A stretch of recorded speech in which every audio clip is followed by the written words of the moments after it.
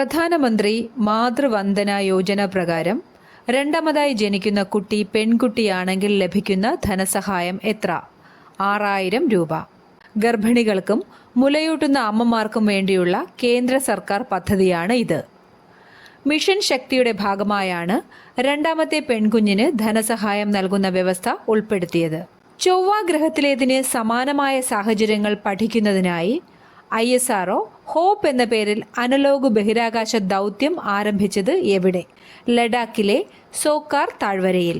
ഭാവിയിലെ ഗഗൻയാൻ പോലുള്ള ദൗത്യങ്ങൾക്ക് മുന്നോടിയായി ബഹിരാകാശ യാത്രികർക്കുണ്ടാകുന്ന ശാരീരിക മാനസിക മാറ്റങ്ങൾ പഠിക്കുകയാണ് ലക്ഷ്യം.